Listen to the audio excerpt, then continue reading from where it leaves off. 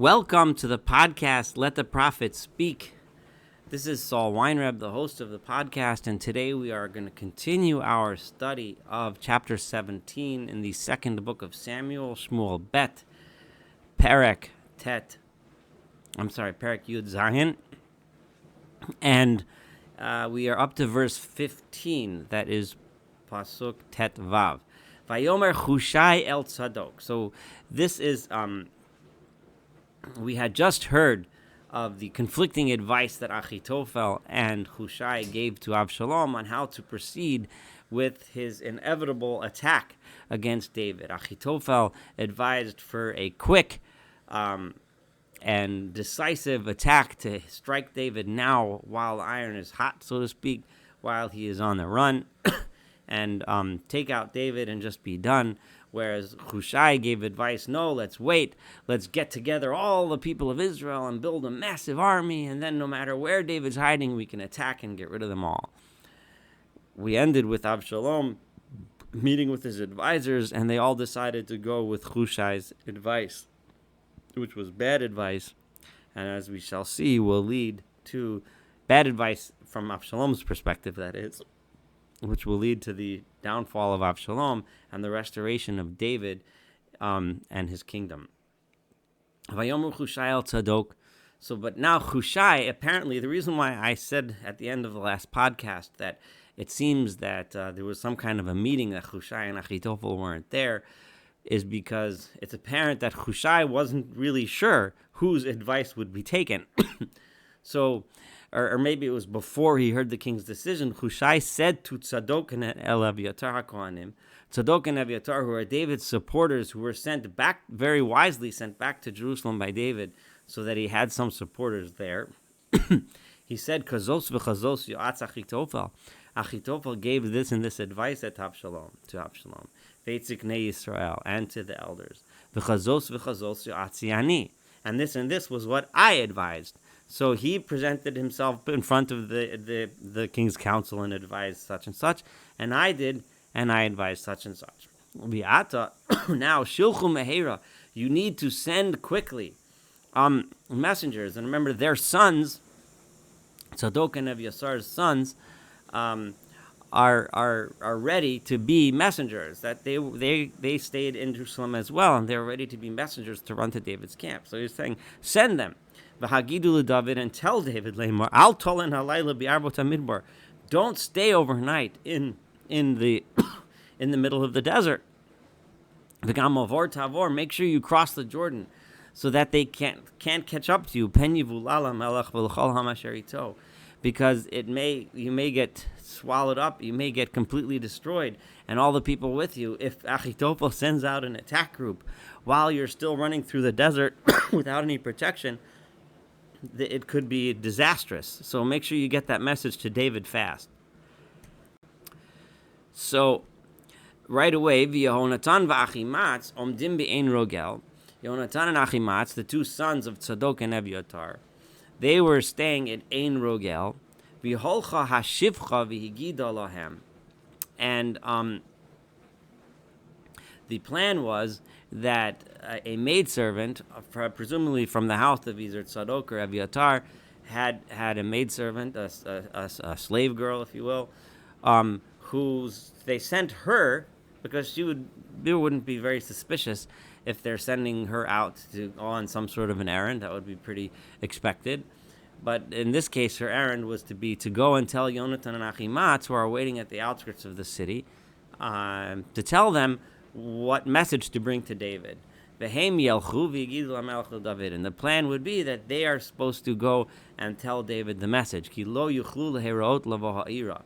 because they themselves did not want to be seen in the city, so they didn't want to call for Yonatan and Achimatz, because that would have raised a lot of suspicion. So they wanted to leave Yonatan and Achimatz out there and have this girl tell them the message. Vayar otam na'ar. However, they were waiting out there, and there was a boy that saw that they were there, waiting. And it occurred to this boy, we don't know who this boy is, a random kid, but he understood that these guys were probably plants from David, that he should go and tell the king. So he went to the king Avshalom. Now, when I say the king, I mean Vayagid Avshalom.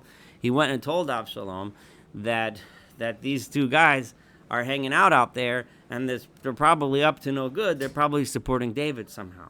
So Ve'elchush nehem meheira, right? So the two of them, when they saw that they were found out, that they were seen, they quickly went Vayavo el Beit Ish beBachurim.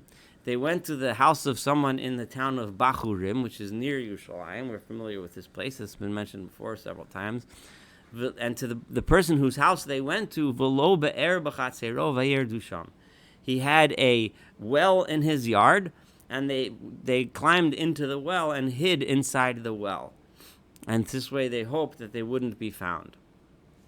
Vatikacha isha, and apparently this was a house that they knew was loyal to David. So the woman took, and one gets the impression that there were a lot of people around that were still loyal to David despite Avshalom. And one also can conjecture and imagine that Avshalom's despicable act with David's concubines probably didn't gain him more favor among the people. The people probably were kind of disgusted by it, especially the public nature of it, and were kind of leaning towards, at least many of them were leaning towards David. And this woman was a known supporter. So Vatifroshes Hamasach al Pnei HaBe'er, she spread a cloth of sorts over the what do you call it? Over the well. Vatishtach olav harifos, and she scattered dried wheat on over it. So what they would do is they would spread out wheat to dry in the sun.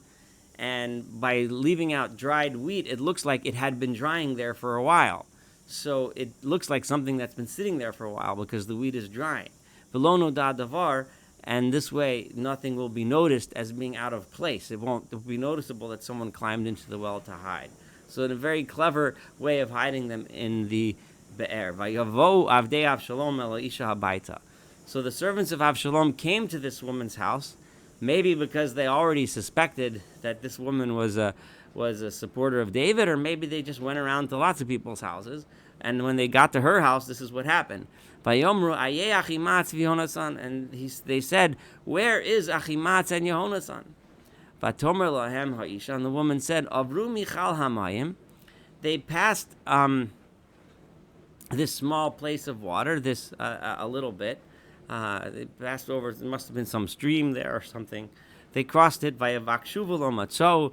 They looked around for something, and whatever it was that they were looking for, they didn't find. Vayeshuvu Yerushalayim, and they went back to Jerusalem. So this, in this respect, she threw them off, and obviously her ruse of covering the well worked. So Avshalom's men, his officers, left. After they left and went back to Avshalom because they couldn't find them, they climbed up out of the well. They completed their mission and went out into the wilderness, and they told the king David the message. You need to quickly pass over the Jordan River, because this is what Achitophel advised, and if he comes after you now, you're in deep trouble. So David got up, and all of the people that were with him, they crossed over the Jordan ad or boker. It took them all the way till the morning to cross, but by the time they got to the morning, ad echad lo nedar, there wasn't even one person left on the other side of David's entourage, shelo avarat hayarden, who hadn't crossed over the Jordan during the night. Va'achitophel ra'ah, and now Achitophel saw ki lo ne'esto atzaso, that his advice was not heeded. So this further supports the fact that Achitophel and Chushai presented their case, and then they had some kind of a meeting. But when Achitophel saw that they weren't listening, they didn't, because his advice was, let's go now. And they didn't. They didn't call Achitophel. They didn't tell him to get 12,000 soldiers.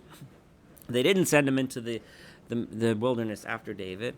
Achitophel was wise enough at this point to see where the winds are blowing. And unfortunately, he saw that it was disastrous for him personally. Number one, he saw that he knew that if David has a chance to cross the Jordan and find his supporters there, and to sit down and to plan and plot and to rearm and regroup and to resupply, that Avshalom and his rebellion would not stand a chance. He knew and understood that. He knew the alliances that David had made. He understood the lay of the land. Achitophel, as we've known, was a smart man. And he also knew that once David took over, because Achitophel was a key part of the rebellion, he was definitely going to be executed for his disloyalty. So once he saw that his advice wasn't being kept, he knew there would be no place for him and he had no future. So what did he do? Vayachboshet hachamor. He loaded up his donkey, vayakom vayelech al beiso aliro, and he went to his home in his hometown. It's not identified what that hometown was. Vayetzav el beito, and he gave commandments to his household, meaning he wrote his will. He said, these and these are the things that you get. Vayechanek, and he hung himself. Vayamos, and he died. Vayikaver bekever aviv. So he committed suicide, and he ended up being buried in the burial place of his family. So in order to avoid the fate that would surely await him if he stayed, because he saw better than anyone that Avshalom's attempt at making a kingdom was doomed to failure. So now David, let's focus back on David now. So this is what happened back in Jerusalem, but on David, Machanayim, he came to the town of Machanayim, which interestingly is the town where Ishbosheth, Saul's son, when he continued Saul's monarchy and he was the opposing king to David. If you remember, when David started, Saul's son Ishbosheth took over as king of the 10 tribes, and David was only the king of Judah, and the seat of Ishbosheth's monarchy was in Machanayim. So this is a place where there are former supporters of King Saul's, right? However, David knew and understood that by this time, all of those previous enemies had come around to see David and his just rule and are now his supporters.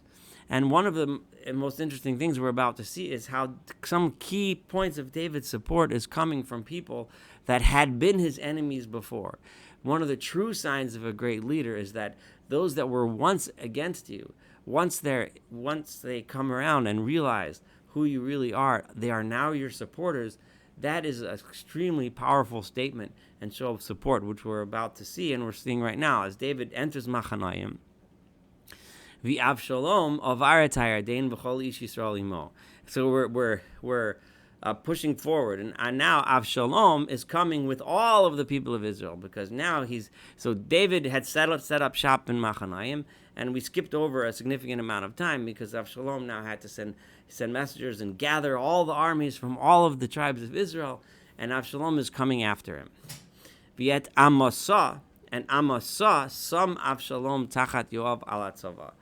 And because Yoav was David's main chief of staff, right, it was with David's entourage, so Avshalom now made Amasa, made him his chief of staff over the entire military. The Amasa ben Ish, the Amasa was the son of someone, Ushmo Yitra HaYisraeli. He was the son of a man named Yitra the Israelite. Asher ba el Avigail bat Nachash, achot Tzruya em Yoav. That he had married Avigail, the daughter of Nachash. Not to be confused, Nachash was the name of the Midianite king. But here this Nachash is referring to someone else, presumably. The rabbinic tradition places this Nachash as Yishai, as David's father, meaning this Avigail is David's sister, right? Who is the sister of Tzruya, who is identified also as David's sister, who was the Aim Yoav, the mother of Yoav. So now, the bottom line is that it's, while the identities of all these people are not really clear here, but it's important in that Amasa is Yoav's cousin. He's a member of that same family, the Tzuruya family. And Tzuruya, Ve'yichan Yisrael v'Avshalom Eretz HaGilad. And Yisrael and Avshalom camped in the land of Gilad, which is on the opposite side, on the eastern bank of the Jordan River. Vayehi, and we're backing up a little bit, when Kivo David Machanayim, when David came to Machanayim, three people came to greet him and help support him. And who are these three people? Vishovi ben Nachash, right? Merabat ben Ammon. Shovi was the son of Nachash, and here it's identified, Nachash from the city of Rabbah, which is the capital of the people of Ammon. So this Shovi was a son of the old king Nachash, who had died. Remember, he was the leader of Ammon. Nachash died. His son took over, and David had sent a group of people to give condolences. And then the new king of Ammon embarrassed and ashamed them and shaved off half their beards. And it ended up with a diplomatic incident, which ended up in massive war between Ammon and David. All of this, but then eventually the people of Ammon were beaten in battle, and they became subservient to David. And eventually, this Shovi ben Nachash, which rabbinic tradition identifies as the same person as Hanun ben Nachash, the king who instigated the whole war between David and Ammon. And he's called Shovi because he did teshuvah, he returned to God, he became a convert to the Israelite religion. Although that's tradition, but at least in the verse itself, one would imagine him as a member of that family who is now loyal to David. So again, the enemy, a person who is a prior enemy who is now loyal to David, Machir ben Amiel, and Machir ben Amiel, who is the one who if you remember back, Mephibosheth, the son of Saul, who was a cripple, right, was living at Machir ben Amiel for many years while David was establishing his kingdom. And so he was supporting and taking care of Saul's son, the remaining heir, that Mephibosheth, who's going to pop up again in future chapters. And the Mephibosheth who had a servant named Tziva. Tziva was the one who met David on the road back in chapter 16. So this Machir was again a supporter of the house of Saul, from the place called Milodavar, from the place called Lodavar. And he came as well. Barzillai Hagiladi, and Barzillai Hagiladi, who was also a member of the supporters of Saul, Me Roglim, from the place called Roglim. Barzillai Hagiladi would be the father-in-law of Meirav, right? Who was one of was Saul's daughters. So also but also from Saul's family. So again, this is these three people came to greet David when he came to Machanayim, which was previously the seat of the power of Saul's family. So when they came, they brought with them a mishkav, places to lie down, beds, couches, visapos, and bowls, kli yotzer, and various vessels, v'chitim, usorim, and wheat, and barley, v'kemach, v'koli, and flour, and roasted grains, upol, and beans, v'adashim, and lentils, v'koli, and all kinds of baked and roasted grains. So they brought tons of supplies and food, u'devash, and honey, v'chema, and butter, v'tzon, and they brought sheep, u'shvot bakar, and beef. V'higishu l'David, they brought to David, u'v'la'am asher he told Achol, and to the people that were with him to eat. Ki amru, because they said, ha'amra ev v'ayef v'tzamei b'midbar, the people are hungry and tired and thirsty from their sojourn in the wilderness. The point being here to say that by the time Avshalom came with his massive armies, David had made allies. David had fully supplied his soldiers with the food and sustenance and comfort they needed to rest, gain their strength back, regroup, and get ready to defend David and defend David's kingdom, which is what we're going to read about in chapter 18. Thank you so much for studying chapter 17 together with me. Looking forward to studying chapter 18 and, of course, the rest of this beautiful book of Samuel together.